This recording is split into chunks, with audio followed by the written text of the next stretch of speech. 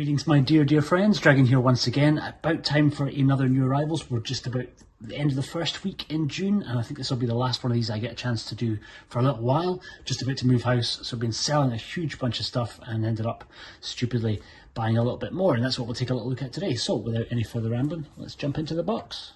A couple of bits of housekeeping first. So this I'd got a little while ago. This was Eureka's release of Time and Tide, which was one of the random films that they did. They did 2 or 3 releases in full-size scannable cases, which is strange, so they don't really match. So I ended up making a new cover for that. Just a straight scan, but you can see sometimes scanning you lose a little bit of the colours, but means that they'll actually line up because I'm sad that way. So kind of like them to match when they're on the shelf, and it also frees up another scannable case, which are kind of like gold dust for me. I use them myself for other things.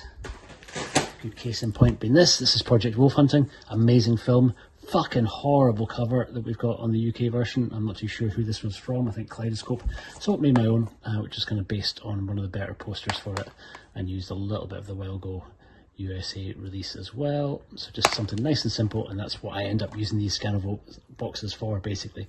So I can kind of swap things over from these nasty blue boxes with pretty piss poor art into something a little bit neater.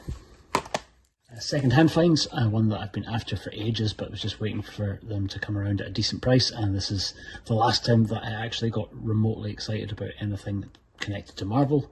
And this was Netflix's first and second series of Daredevil. Still, I think probably the best thing that Marvel have done in live action, for me anyway, largely because of the incredible stunt work by Chris Brewster, doubling for Charlie Cox, and some amazing performances. So Vincent D'Onofrio as Kingpin, Charlie Cox as Daredevil, and great to see Johnny Bernthal showing up as the Punisher in season 2. But yeah, amazing series.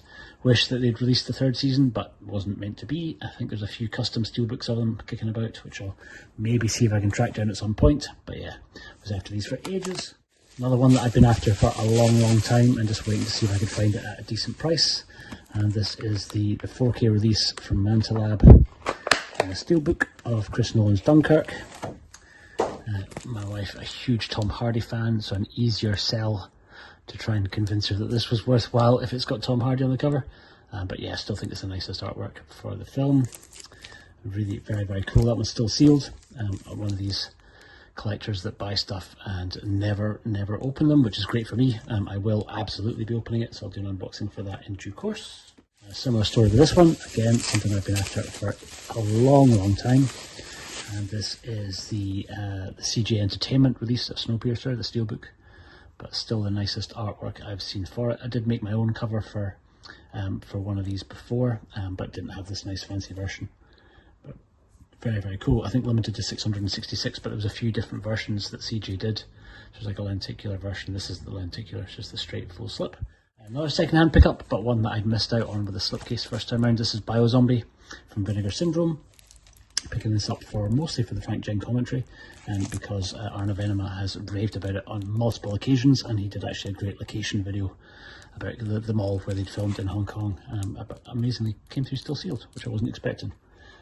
I'm very much looking forward to diving into this, and great slip, which I think artwork by Robert Samling, I think. A new pickup, and this is another release from Radiance, and this is Yakuza Graveyard. By Kenji Fukasaku, but intrigued to see it largely for it co-starring Miko Kaji, who I'm a huge fan of, but it looks pretty damn good fun. And again, has some quite interesting extras on here too. Looking forward to the Tom Mez visual essay. Don't often speak about computer games here, but this I got super cheap. So yeah, just recently started 7, and hoping to jump into this quite soon once I kind of get through that. But I heard pretty good things about it, and it was nice to kind of find it in a steelbook. Very slick. Next up, a random one that I'm going to mention here because I would encourage you all to try and get out and about and see these if you can. Arrow are doing a bunch of screenings for the 4K restorations that they've done of Bruce Lee's Hong Kong movies. So they're basically showing The Big Boss, Fist of Fury, Way of the Dragon and Game of Death at UK cinemas just now. But over the next sort of 6 to 8 weeks, I think, though there are some screenings going up as far as September, depending on where you are in the country. We had to travel a bit, had to go through to Glasgow to see them, but god damn was it worth it. The film looked absolutely amazing. It's my first time ever seeing a Bruce Lee movie on the big screen. Hadn't seen any before. Kind of grew up seeing these movies multiple times, but never had a chance to watch them on the big screen with an audience, and yeah, god damn, it looked amazing. Absolutely amazing. Sounds really, really good. Audience seemed to, for the most part, pretty much dig it, though there were a few arseholes in there laughing at totally inappropriate moments, somehow thinking it was a comedy. But if you could put that sort of thing aside, really, really worth seeing on the big screen, and made me incredibly excited for the 4K box set when it comes round. Speaking of Arrow, and this is one that I actually already did an unboxing for, and you'll find that video just posted very recently, but this was the 4K release of The Lighthouse, the sort of deluxe edition. Really, really great release. Been working my way through the extras on this already, and they're absolutely incredible. Kind of loads of behind the scenes making ofs, a couple of really interesting commentaries, some good visual essays, and just a really nice package all around. So yeah, you'll find the link down to the unboxing for that below. And last but by no means least, a bit of a random pickup because I'm a huge fan of Jonathan Clements, and this I think I got for about £2.50 second hand. And this is Schoolgirl Milky Crisis.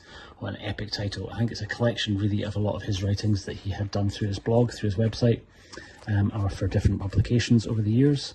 But it kind of speaks a lot about the anime industry. On the back it says, mixing cultural commentary, insights into classic manga and anime titles, interviews with Japan's top creators, and hilarious inside stories from the anime trade. Clements is your guide to this fascinating and often very strange world. With new illustrations from fan favourite artist Steve Kite. Pretty cool. Yeah. I will let you know how it is once I've rattled through it. And this, I suspect, for the time when we are without internet, which is going to come around pretty damn soon when we move. I wanted a couple of books to dive into to kind of stop me from losing my mind. But that's it. Thank you so much for watching. Let me know in the comments below what you've all been picking up for the last little while. I've been the Fanatical Dragon, and I'll see you on the next one. Take care.